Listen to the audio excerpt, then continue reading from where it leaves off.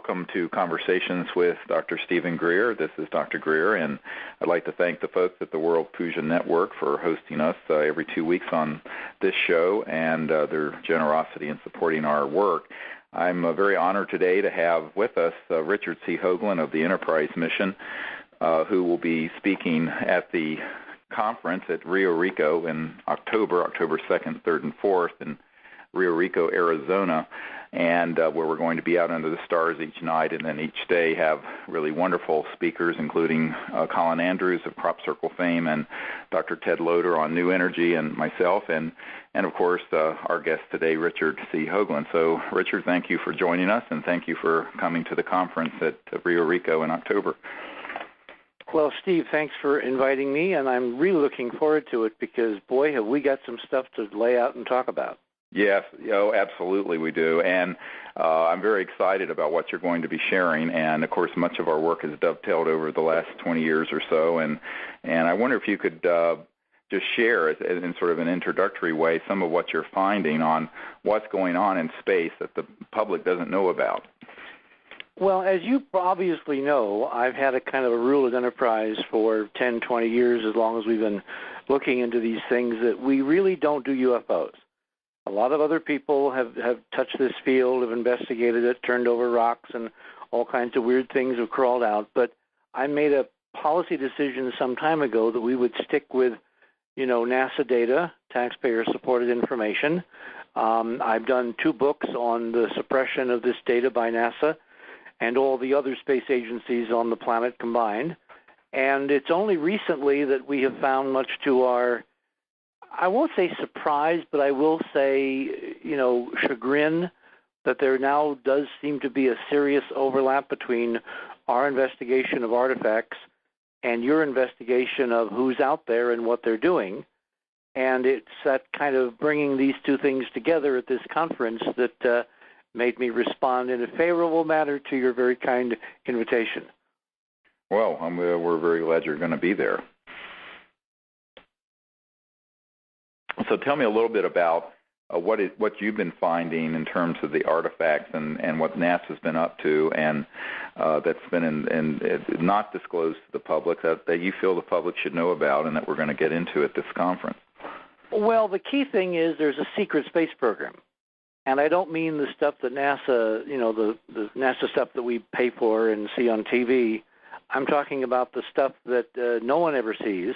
Right. And in fact, the technology is light years beyond what NASA has been allowed by fiat behind the scenes to technically employ to go and get what information it does find out, and it kind of dribbles out to the American people. I'm talking about a real secret space program based on the hyperdimensional physics and torsion field technologies we've been looking at for now decades. Right. And in terms of who's doing it, there appear to be several players. One of the players does appear to be a genuine extraterrestrial-based source, but the other players appear to be very human. And in fact, the bottom line is, and this is what I'm going to be discussing at the conference in October, we appear to be involved in a whole secret war in space, which all players, for various reasons, want to keep, 6 billion of us ordinary small people, as the head of BP said the other day, completely in the dark. It's the first war I've ever known where everybody didn't want those who were paying for it to know what's really going on. Well, yeah, and this is, of course, what we know has been happening. I've had folks who worked in the aerospace industry in the mid-'60s who talked about the placement of platforms in space that were used for Star Wars, if you want to call it that, SDI-type purposes that were very, very classified. And a lot of people don't realize that the technological advances that have been going forward really since the 20s, if not before, have also all been kept secret. And, of course, this ties into a whole big question of not only what kind of agenda is going on out there that's been classified, but what kind of new paradigm might there be in how we're living on this planet if we could resolve these dysfunctional secret operations and get some of this new science out to the public to benefit the Earth. Well, my take on it is that it's a lot more complicated than any of the publicly available analyses, yours respectfully included, have really, brought to light, because it involves players on this planet who have very disparate agendas. They're at loggerheads. They're competing for supremacy. You have to factor in that there is a genuine ET factor, but that seems to be kind of functioning, at least from our data, in almost a prime directive mode, where they're not really taking a heavily involved position, but they're kind of waiting to see who wins, or they may be very gently nudging from time to time the faction that they're backing, but they're basically taking a hands-off posture.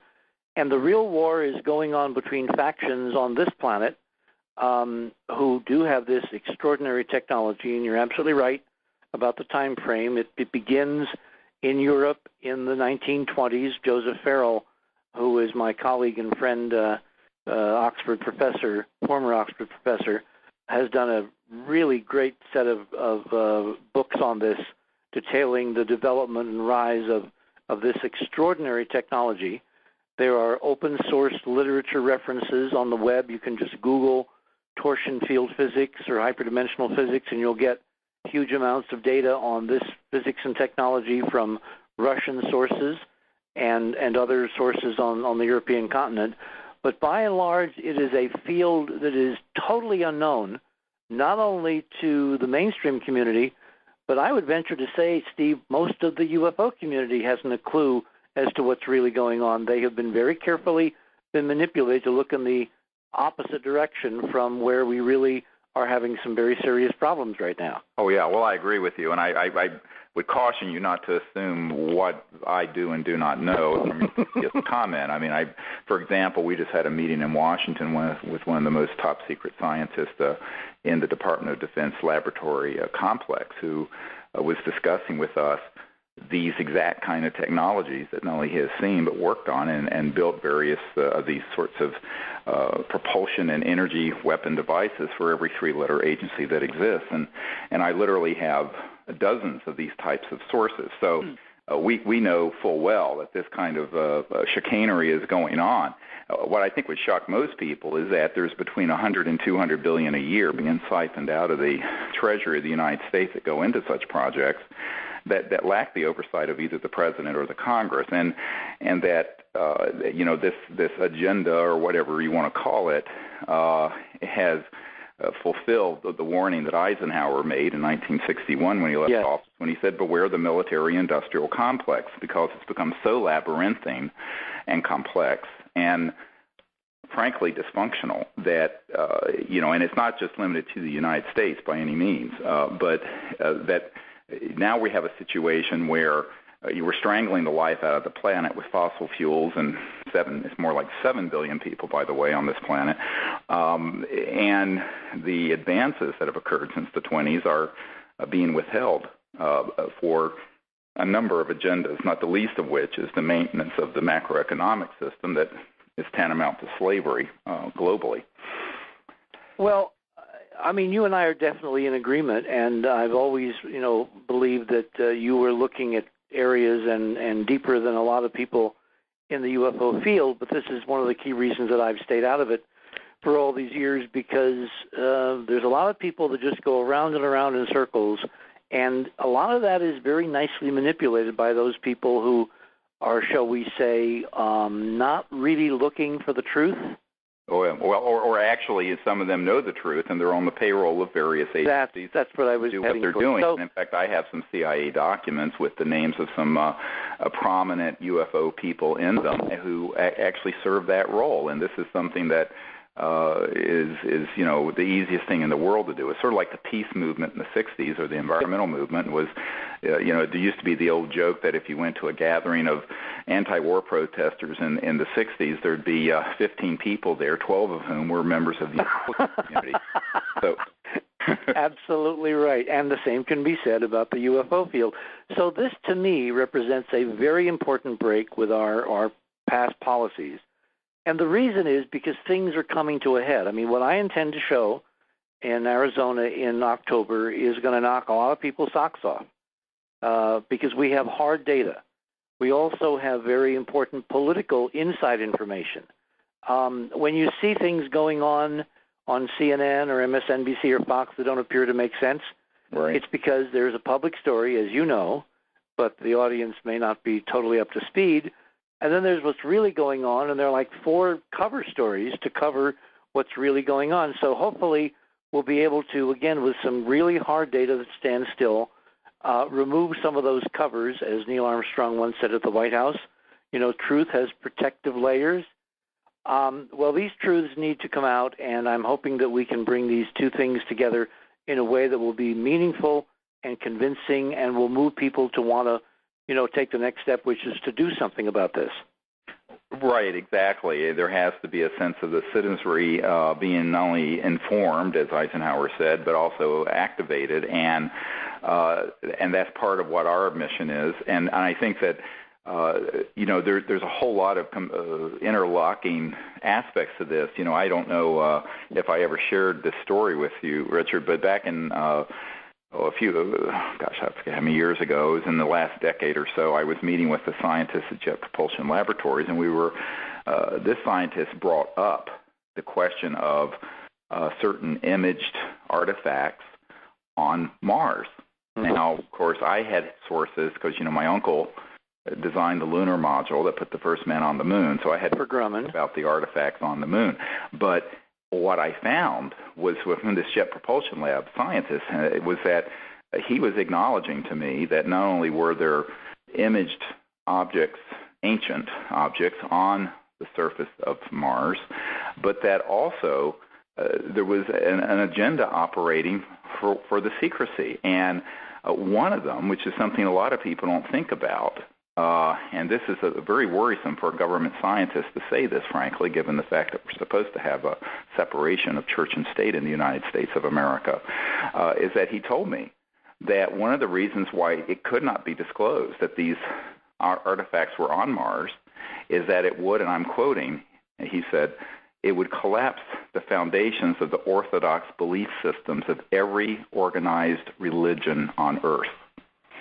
You know, that's so ironic. And to which I said, well, good. It's about time that, you know, it was childhood sin. Let's grow up. I mean, all these superstitious things like, you know, we rode dinosaurs with saddles on, and the world is 6,000 years old, and other such silliness. And he says, no, but you don't understand. He said, you don't understand. The people who are in those sort of false belief systems that have been put onto the public have enormous amount of power and control through those belief systems. And it was a very interesting discussion with this guy who is, of all things, you know, a JPL scientist. Well, it's interesting because I have a very similar story of a friend of mine who is a very senior DOD scientist working in Berkeley, who has told me privately this story a couple different times with different details as we've had more time to talk about it. He was in a meeting back a couple years ago during the Bush administration, a very senior meeting at JPL with the director and senior staff, and they were talking about certain projects, and somehow the subject of life on Mars came up, and the Bush representative stood up and banged his fist on the table and said, there cannot be life on Mars, the Bible forbids it, et cetera, et cetera. And my friend was totally aghast, having never encountered that dogma and that dogmatic position from someone in such a responsible, you know, senior policy level position with a supposedly secular administration in Washington. He was dumbfounded. He has since learned, sadly, that this is not the exception. This, as you just said, is more likely the rule, and it is one of the key reasons why I think, Stephen, this cover-up has been so managed so well for so long, because an awful lot of people don't want to know because it would destroy, they believe, their fundamental belief system. You're absolutely right, and with that, I mean, it's like the Rage Against the Machine, this rock group that had the song, those who control the past control the present, and those who control the present control the future. It's about control, and a lot of people, and it's really unfortunate that, you know, this is something that in their attempt to maintain this control over scientific beliefs, scientific paradigms, even spiritual beliefs and paradigm, that we really reached the point where our civilization is facing a terminus.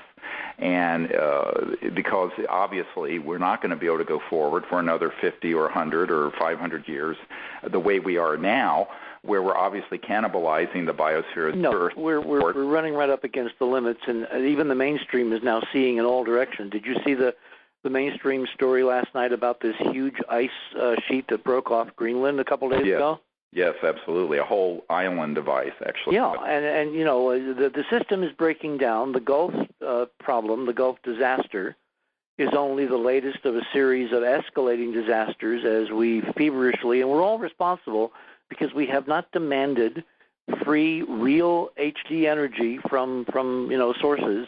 We've allowed the oil companies, the mega monopolies of the corporations to run our lives and to dictate our consumer demands. And I'm basically seeing this in the context of the run up to the Mayan change date of 2012. And I also know, and part of what I'm going to describe in Arizona is the physics behind this, that there are real environmental consciousness changes going on among the electorate, among the audience, among the constituency, among the people listening to the show right now. Right. And it's those changes which, frankly, I'm betting on because they're the changes that the guys in control have not modeled. They think they run everything, and they're beginning to notice that, no, there's leakage. There's things going on they are not in control of, and I see that as an escalating development in the next couple, 3 years, which is possibly, if we can master it ourselves, it could actually be managed to our own benefit.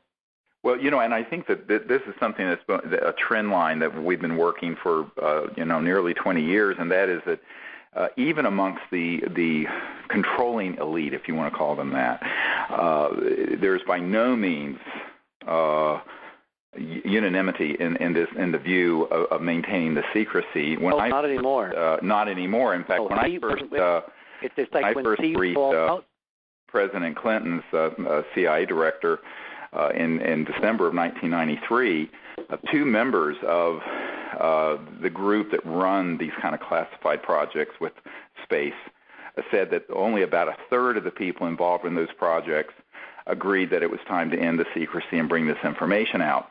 Recently, I was told that it's more like 2/3 of them think that it's time, and that it's breaking. Now, of course, the other third are murderous thugs, to be quite honest with you, and I mean, having lived in the Middle East for 3 years, I can tell you that 10% of the population of any cohort can terrorize the other 90% quite nicely. But the fact is, the tide really is turning, and I think that some years ago I was doing a briefing for the Institute of Noetic Sciences, Edgar Mitchell's group, and Claiborne Pell was there, and one of the guys there was a guy who did the study on the cultural creatives, where it's 25% of Americans who understand higher states of consciousness, or looking into new physics and new science and what have you. It's that high? Yes, and it's 25%. That's huge. It's a huge percentage. We're talking about 75 million Americans. So I think that... Because the standard rule of thumb is it only takes 2% to create change. Yes, well, that's true, and that's why there is a lot of change actually happening. But in terms of it fully crystallizing, I think there's still going to have to be more of an impetus, and that's hopefully we'll keep. Well, we're watching it. If you just watch television, which I do a lot of because I'm trying to monitor where the culture is, because you can't change the culture, Steve, as you know, right, unless you understand the culture. And so, yes, I watch the Idiot Box and a lot of the blogs on the internet a lot. Because I'm trying to monitor, kind of like Cliff High, where the trends are, where the trend curves are going. And I'm seeing this November, this election, as a huge break point, but not in the way a lot of people are expecting, because the physics is changing, and it's a sinusoidal kind of change. So by the time we get to November, we could be seeing some really unexpected but very positive surprises out of a lot of people waking up and realizing a pox on both their houses. Right, exactly. That's right. So our conference is perfectly timed to catch this wave and to unveil some pretty dynamically important things, which is why I'm really looking forward to October. Yeah, me too. I just want to remind people it's October 2nd to 4th in Rio Rico, Arizona, and if you want to come to that, Richard Hoagland and myself and Colin Andrews and Dr. Ted Loder will be there, and it's you can find out about it at www.cseti.org and at CSETI.org. And, now Colin is going to be talking about crop circles, right? Yes, but much more than that. Like most things, people have to understand that his involvement has crossed into these transdimensional, hyperdimensional aspects of science, and also into senior levels of the political and power establishment in the United Kingdom and other places. And he's going to be sharing a number of experiences that have to deal with that. And the crop circles that are not hoaxed, which, by the way, there are a great many of them that are, but the ones that are not are really involving a type of physics and science. Absolutely. That are and it's an accelerating curve this year. Have you been looking at the examples in the fields of England this year? Oh, absolutely. In fact, I just have returned about 2 weeks ago, from having a team of about 29 people of us who were out every single night. And when you see some of the photographs and images we have of objects that in broad daylight are with us in those crop circles, and we're going to show you in Rio Rico, you're going to fall out of your chair. Did you see the double twins that appeared on both sides of the M4? Yes. That looked to me like an abacus. Right. And then I did a double take, and I realized that they were a schematic of the face on Mars. Yeah, that's very interesting. Right. And did you know the same day that those two circles appeared, which if you put them together, if you super them in Photoshop so they overlay each other, they are a schematic of the face on Mars. The same day, which was, I think, July 31st, NASA comes out with, quote, another new image from the Mars Reconnaissance Orbiter high-rise camera on its website, picked up by Fox, by physics.org, touted as a new image, and it actually is a 3-year-old image taken in 2007, and the Fox piece was a total hit piece, saying basically there's nothing here, it's a trick of light and shadow, go away, it's all boring, there's just an average Martian hill, and it looked like a direct answer from some in NASA to what appeared in the fields of England that same day. Right. We're going to have a lot of fun at this conference. Oh, yeah, this is going to be really awesome, actually, and I'm very looking forward to it. And, one of the things that I wanted to share with people is that, because you've commented on this, I think, fairly extensively, is last fall, I don't know if the listeners remember, but President Obama went to Norway to receive the Nobel Prize, and a week before he went, I was contacted by 2 people in the intelligence community, very well-placed people, who said, an event is going to happen in the next week that will be on all the news media and reported all over the world, and it is not what people think it is, and it's not what people are going to be told it is. And so when that Norwegian Spiral occurred, not only did I know it was going to happen, but I knew what the reaction was going to be. And in fact, I told a number of people on my team this information before it happened. They were astonished when it did. And so, it was quite clear to me that we were dealing with a testing, or sort of a shot across the bow, as it were, when Obama was in Norway, of a hyperdimensional or transdimensional energetic system that can certainly be weaponized. Well, it stopped a Russian missile. Norway. It stopped a Russian missile in mid-flight from 12,000 miles an hour down to a couple of hundred, like the speed of a Cessna. Right. And twirled it around like some kid's toy, a couple of hundred miles above Western Russia. Right. Have you read my analysis of this? Oh, yes. Okay. Well, for those people who have not, you might want to, in preparation for coming to the conference, read our assessment on the Enterprise main page, enterprisemission.com. Just scroll down and you'll see 3 segments of a paper on the Norway Spiral. It's called Message to Obama, and it mentions the Norway Spiral with the photographs. That's important background for what we're going to be presenting at this coming conference. Yeah, and looking at this longitudinally, because I've been involved with this since 1990, I see a pattern around this time when shortly after this period. As you know, I had been asked by someone very close to the president to put together an overview of this information, the hyperdimensional physics, the whole UFO question, the classified Lockheed Northrop programs that deal with these so-called anti-gravity electromagnetic gravitic devices that we've had for decades, et cetera, and so on. And that had arrived to the president. And there is strong interest in his quarters on the subject, as you know. Now, what was interesting about this Norwegian event is, and the reason I called it sort of a shot across the bow, was that around the time that President Clinton was looking heavily into these issues and had asked his CIA director for information, and the CIA director, R. James Woolsey, had no information because he had been lied to and knew it. He told me that personally. That there were some strange electromagnetic weapon systems that were tested near Washington, and one of the Marine One helicopters was hit with one of these. So these are the choppers that ferry the president around. Mm-hmm. And it crashed in some woods in Virginia, and the pilot was cooked, microwaved, as it were, from the inside out. Mm-hmm. This was actually reported in Soldier of Fortune magazine, of all places, but the mainstream media never reported on this. And when was this?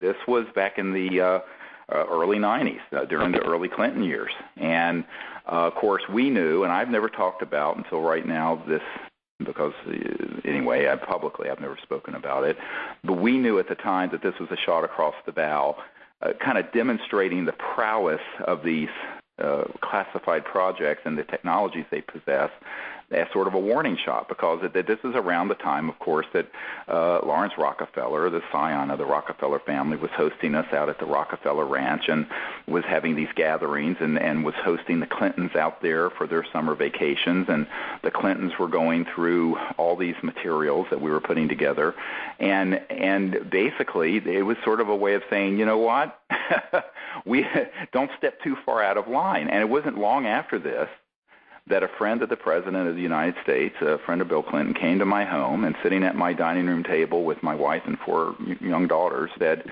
well, the President and his folks are very supportive of what you're recommending, but they're convinced that if he does it, he'll end up like Jack Kennedy. And we all started laughing, my wife and I, ha, ha, ha, ha, ha. And the man stopped us, and this is a very close friend of the President. He says, no, I'm not kidding. I said, well, for God's sakes, let's talk about this later. The children are here. And at that time, they were quite young. Mm-hmm. And so we had a little tete-a-tete after dinner, and he said they're quite concerned that they cannot protect the president if he were to push on these projects. And so the president, morally supports this idea of ending the secrecy and bringing this information out, but they think you should do it. I said, me? I'm an emergency doctor. What the hell am I doing? And they said, well, we think you can do it. I said, you mean you're telling me you think I'm expendable? And he said, yes, we think you're expendable. That's a true story. My wife was there. And so I tell people that, the way Washington works is sort of bizarre, but but I'm seeing this sort of pattern. So this Norwegian spiral, I mean, why did it occur just when Obama was there getting the Nobel Peace Prize? I mean, it's a message. I mean, it was clearly a message, and in fact, that's what the title of the 3-part paper is called, the message of the Norway Spiral. So go to Enterprise, and that's important background because the messages have continued, Steve. I've been following this now very closely. It's part of this secret space war that we're involved in, and I think the players and the sides may have shifted.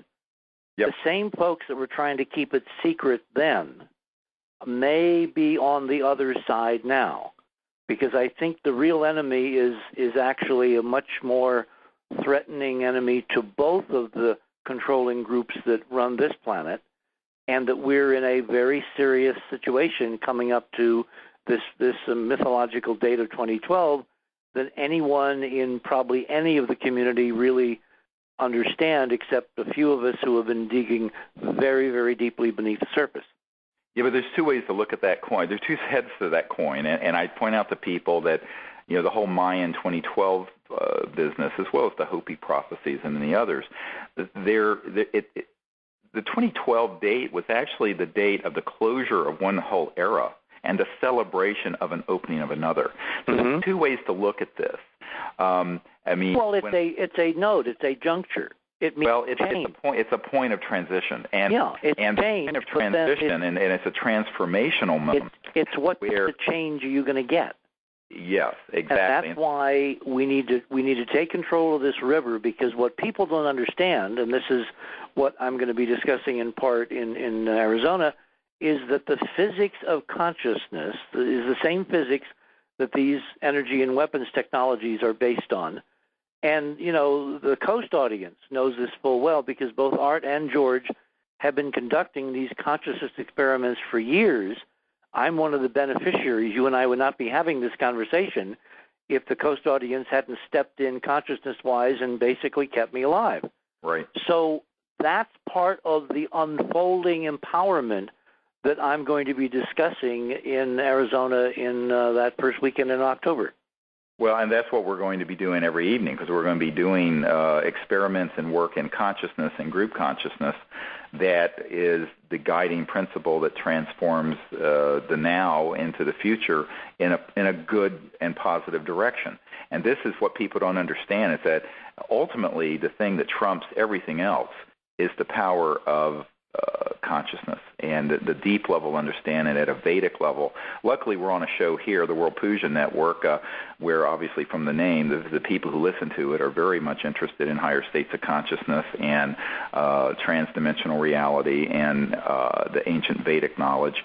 But that this is something which is pivotal to the understanding of not only the sciences of the next 1,000 or a few thousand years, but of the current moment we're in, that is this transformational moment. I could not agree more. And, we have within our group, within CSETI, a group of a few hundred people who are in a 24-hour-a-day mode of doing meditative practices, prayer and meditation for protection and guidance of what we're doing. And people think that that's a bit strange for a scientist and a doctor to be. I said no, because I understand that is a very powerful level of not only protection but guidance and clearing the path forward around all the nonsense of these various competing agendas.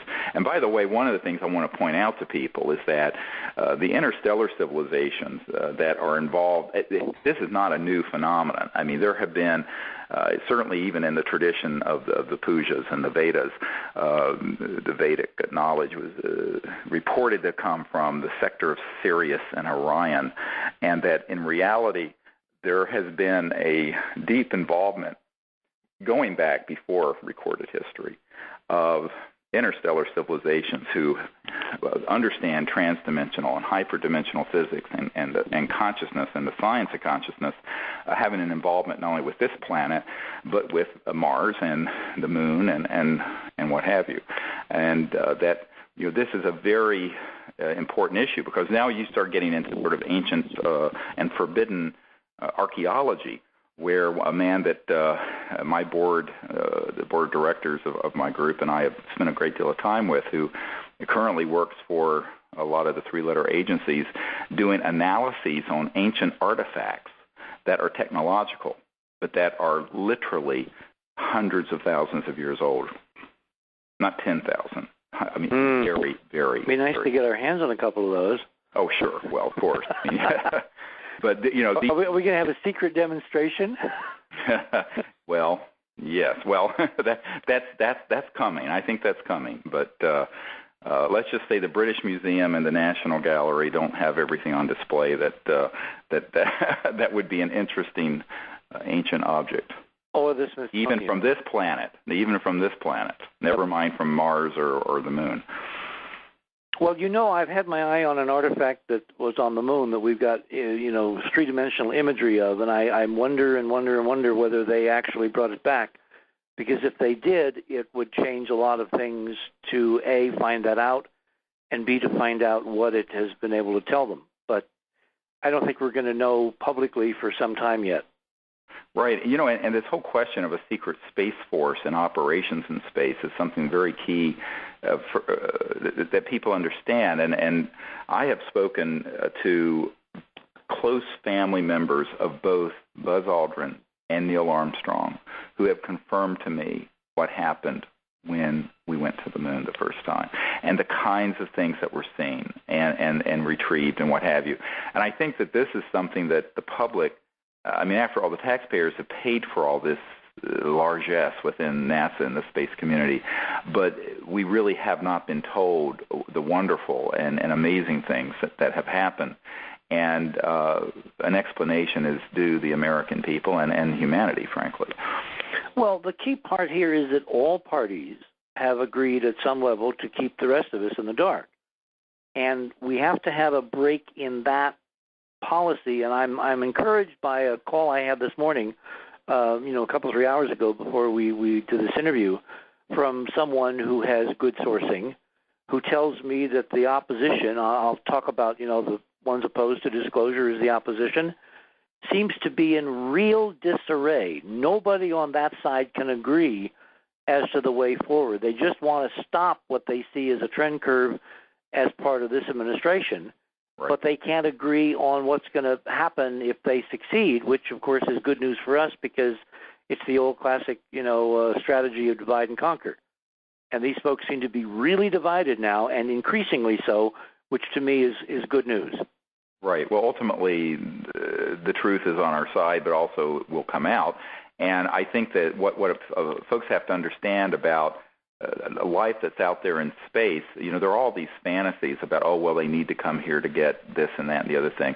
If you understand the physics behind interstellar travel, and believe me, you're not going from one star system to another using a solid rocket booster or Jet A Exxon fuel. Well, you're dealing with a whole area of science and physics where there is absolutely no thing on this planet that any interstellar faring civilization would need. There are all these fantasies that somehow they need to come here and get our gold or get our these are all nonsense. Fantasies. I mean, my daughter who has her PhD in genetics, and I laugh at these ideas because even in human sciences that are extant right now on Earth, you could pretty much create whatever genetic life or whatever you need. People don't understand that we're dealing with civilizations that are operating from a completely different paradigm from the sort of, the divide and the conquer and the acquisition of this territory or this lump of uranium or this piece of coal or this piece of land, because you don't have that in your operator paradigm. Now, what is of concern, and this was interesting, I talked to a British intelligence official back in the around year 2000. He says, yeah, but, there's a problem because when we started detonating nuclear weapons and it started going into space, we kicked a hornet's nest because a red flag went up above Earth, because here you have a bunch of people whose technological discoveries had outstripped their social and spiritual progress in consciousness. And this imbalance is the central problem that has to be corrected on Earth amongst humans.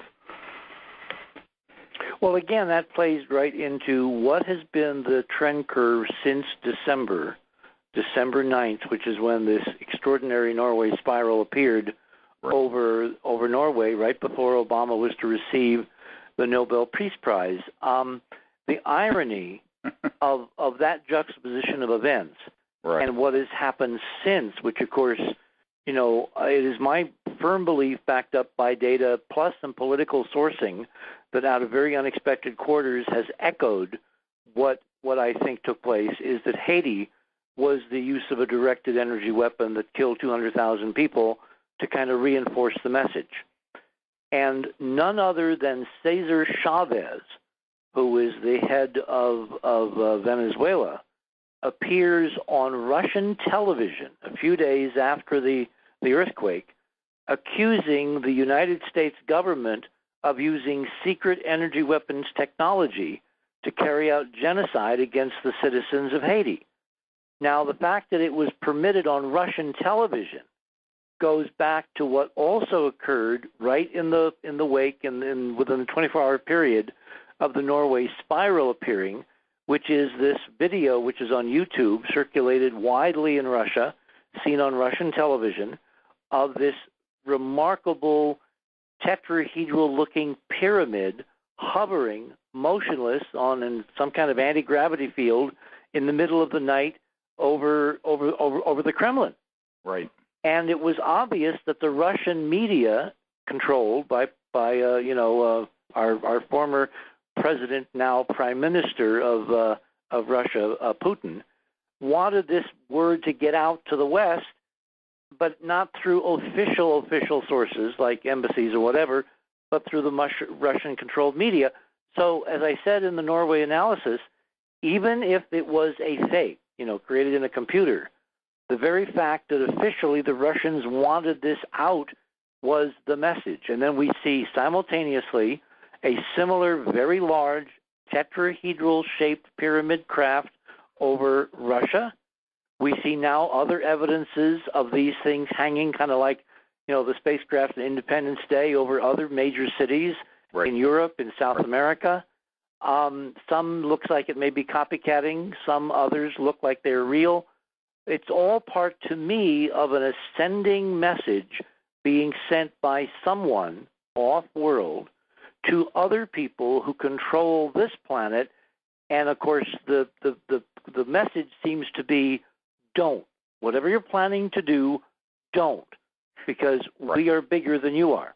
Right, and not only that, but then there's an added layer to this where some of these events we know have been of completely human origin, where and I have a man who in 1974 was on an interagency compartmentalized panel that was planning on how to use man-made anti-gravity type systems that had been developed in the 40s and 50s and had become fully operational by the late 50s and 60s to hoax a so-called alien threat. So-called false flag scenario, which I've been discussing for years. And, when I learned of this back in the 90s, that in fact not only had it existed, but that in fact it was a fully operational system that could be used to sort of like a cosmic Gulf of Tonkin sort of event, to stampede world leaders of public opinion into the arms of this sort of transnational petro-Nazi superstate that exists. And that in reality, that these technologies, and this is one of the real problems in the whole UFO subculture, is that it's one thing to look at something from just a phenomenological point of view, but you have to ask, is it real or is it Memorex? Is it of off-world origin, or is it in fact something that's being made up at near Edwards Air Force Base, near Palmdale, an underground facility? It's really amazing how we really have not had this kind of a conversation for all the time that we've known each other, which is 20 years? Right. And yet it's freaky how parallel our investigations are and how they are converging on really much the same analyses. And again, in science, that's when you really trust what's going on, because independent confirmation is the hallmark of real science. Right, exactly. And if I had heard this sort of information from one or two sources, but at this point I've heard it from more than a dozen folks who have clearance, who have been in these projects, who discuss the technologies and the agenda that exists to sort of manipulate the world into a Independence Day posture where, it's sort of like when Will Smith says, let's kick alien butt, and, sort of unite the world over some sort of a super transnational superstate out of fear. And this is simply something that the public, and I've said policymakers have to be awakened to. I think one of my more disturbing experiences of the last few years was being at the Pentagon and briefing the head of intelligence for the Joint Chiefs of Staff on this issue, and where he acknowledged to me that from a document that we have, he was able to locate one of these compartmented projects, and that he had been told that even though he was J2, the head of intelligence joint staff, that this admiral was told he didn't have a need to know, and that they would not read him into the program, and he would not be read into it. And he said, well, God damn it, if I don't have a need to know, who does? And they said, sir, we will not discuss this with you further and they cut him off the line. So by the time I got to the Pentagon, and there I'm in the E-ring of the Pentagon doing this briefing, it's a stand-up briefing for an hour, went on for 2 hours. He was very shaken and angry, not at me, but at the situation. But he was also frightened because here he was, ostensibly at the top of the food chain of the most powerful military in the world, but that he was really in the dark on what was going on. And he said, look, I've learned that there are things that can do circles around my B-2 stealth bomber. What am I going to do? And it was a very poignant moment sitting at the Pentagon with this admiral. Again, we've had very parallel circumstances here and experiences. I remember years ago, just after Monuments of Mars was published, I requested, and to my astonishment, got a meeting with the very powerful chairman of the House Committee on Science, Space, and Technology, which, of course, was part of the NASA oversight process that authorized the NASA budget. Right. His name was Robert Rowe, and I took a delegation of some of my researchers and political people, and we went in and we had an hour-long meeting. I was astonished at how receptive he was to the idea. He looked at the photographs, he looked at us, and he says, well, why am I surprised about this? We've been expecting this for years. And then he went on CNN and the Wall Street Journal and a bunch of other major media and talked very positively about our work and about the need for NASA to be totally transparent in the Mars Surveyor program, which at that time was Mars Observer, which was the first spacecraft in 20-some years that was then in the plans to go back. And then shortly after that meeting, he was fired from his committee chairmanship. He went back to New Jersey. He became literally a drunk, Stephen. He wound up hitting a woman and her 2 children in a van in the middle of the night and hauled up on charges for drunken disorderly. And in other words, it was the classic case of how those who think they have power bumped into the invisible machine, which revealed to him that he had no power and he was merely a ceremonial potentate holding down a chair, and the real power was elsewhere, and they flattened him. They destroyed him because he was trying to unveil something they did not want unveiled at the time, which was the reality of life on Mars. Absolutely, and this is, of course, this is the ultimate into the buzzsaw. There's a book by that name that Gore Vidal wrote the introduction to. But I think that this is the really big buzzsaw to run into is this subject, and the tide is turning in the direction of disclosure and the truth coming out. But the interests that are wanting to maintain the secrecy on these issues are enormously powerful and more than people can imagine, and the weapons they have at their disposal, illustrated by things like what happened to the Marine One chopper during the early Clinton years, or the Norway Spiral, or, if you will, the so-called, euphemistically called, psychotronic and radionic systems that can induce disease states and heart attacks at a distance that are electronic warfare systems. Well, we're looking right now as we are talking at this bizarre incident of 9 people on a small de Havilland Otter crashing in the remote part of Alaska. Ted Stevens, a senator from Alaska, has been confirmed to be among those killed.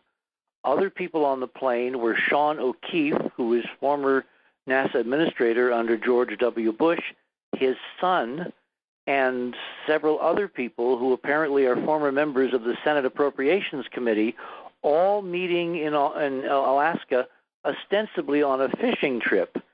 But because of the very strange things going on vis-a-vis NASA right now and the Senate Appropriations Committee and Obama's proposals and changes that were made at the last minute, all the way going back to the Norway Spiral, I'm extremely suspicious that this crash in Alaska may in fact not have been an accident at all. Well, the emperor has no clothes. One of the things that Clinton, said that was people laugh at was that he said, well, the White House is the crown jewel of the federal penitentiary system. And he wasn't joking when he said that, although it was rather funny. I mean, he was a prisoner. He was the number 1 prisoner. Yes, exactly. Well, do you remember the speech he gave in Belfast just before his term ended, where he basically said a whole bunch of UFO stuff between the lines? Oh, yes. Yeah. Including reading a letter from a Northern Ireland little boy who turned out not to be real.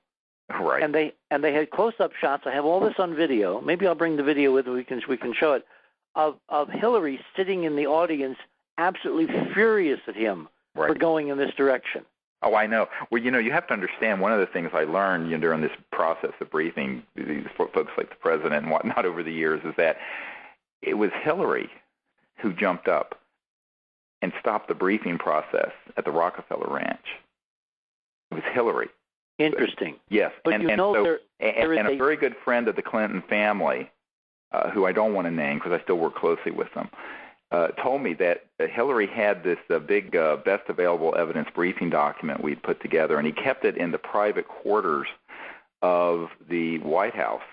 And he would sit there going through it, and he turned to this friend of mine who used to live for long periods of time in the White House, in the private quarters of the White House, and Bill Clinton would be there going through this briefing document going, well, I know all this is true, but they won't tell me a thing, not a goddamn thing.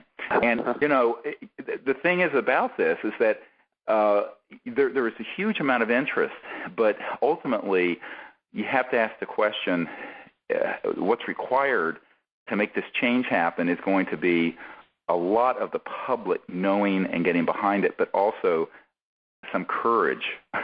And the moral courage that's needed to stand up to these sort of thuggish behavior of these sort of folks is really the missing element that, we're trying to manifest and that our leaders need to manifest, but also the public, in my opinion, need to manifest. But they can't manifest that courage until they get informed, and that's what this conference in Arizona from October 2nd to 4th is all about.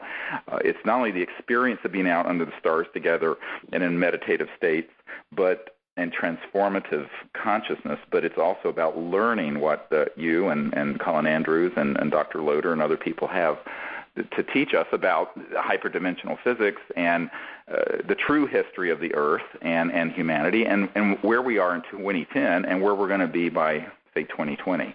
Well, as we get a little closer, Steve, I'm obviously going to be talking about this on Coast. I'm going to be on, as we're talking about O'Keefe tonight, but I will be bringing up the conference in the context, which is we're in a secret space war.